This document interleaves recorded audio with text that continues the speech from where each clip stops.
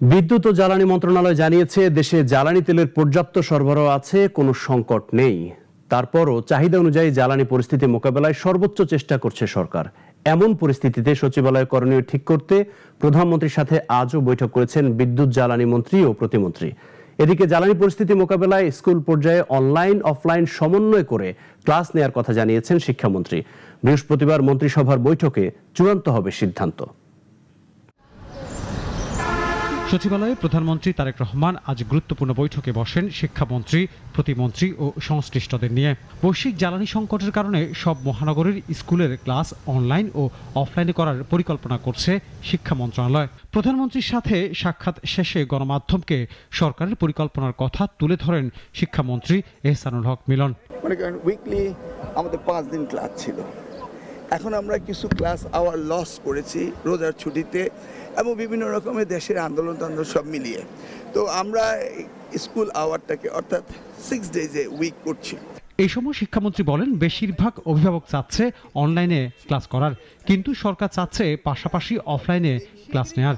তবে চূড়ান্ত সিদ্ধান্ত হবে মন্ত্রিসভায়। আমাদের ফুয়েল ক্রাইসিস, ইন্টারন্যাশনাল ক্রাইসিসের কারণে আমরা ভাবছি যে ব্ল্যান্ডিং করা যায় কিনা, অন এবং অফ আসবে এবং অনলাইনে, সেটা নিয়ে আমরা আলোচনা করেছি এবং সেগুলিকে আমরা বাস্তবায়ন করার জন্য ইতিমধ্যে আমি সার্ভে করেছি। 55% পিপল চাচ্ছে, ইউজার্সরা চাচ্ছে যে তারা যেন অনলাইনে যায়। এদিকে দিনের কর্মসূচিতে আরেকটি গুরুত্বপূর্ণ বৈঠকে বিদ্যুৎ ও জ্বালানি মন্ত্রী, প্রতিমন্ত্রীর সাথে বসেন প্রধানমন্ত্রী। চলমান জ্বালানি সংকট মোকাবেলায় করণীয় ঠিক করতে আলোচনার পাশাপাশি নির্দেশনা দেন। পরে সচিবালয়ে এক সংবাদ সম্মেলনে বিদ্যুৎ ও জ্বালানি মন্ত্রণালয়ের পক্ষ থেকে জানানো হয়, সরকার পরিস্থিতি ও তেল মজুত ও অনিয়মের কারণে এ পর্যন্ত ৩,৫৫৯টি অভিযান চালিয়েছে, যেখানে মামলা হয়েছে ১,২৪৪টি। পর্যাপ্ত মজুদ আছে জানিয়ে তিনি আশা প্রকাশ করেন পরিস্থিতি ধীরে ধীরে উন্নতি হবে। আমরা মার্চ মাসেও আপনাদেরকে আশ্বস্ত করেছি যে আমাদের কোনো সংকট নেই। এপ্রিলের একদিন আগে দাঁড়িয়েও আমি বলছি আপনাকে, ইনশাল্লাহ কোনো অসুবিধা নেই।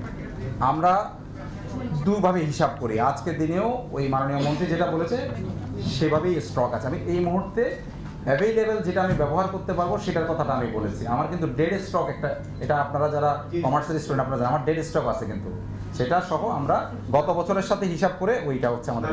এরপর প্রধানমন্ত্রী আরেকটি বৈঠকে বসেন বিজ্ঞান ও প্রযুক্তি মন্ত্রণালয়ের উপদেষ্টা, মন্ত্রী ও প্রতিমন্ত্রী সহ সংশ্লিষ্ট দপ্তরের ঊর্ধ্বতনদের সাথে। মন্ত্রণালয়ের কাজের অগ্রগতি ও কর্মসূচি নিয়ে অনির্ধারিত কয়েকটি বৈঠক হয়। আনোয়ার হোসেন, নাগরিক, ঢাকা।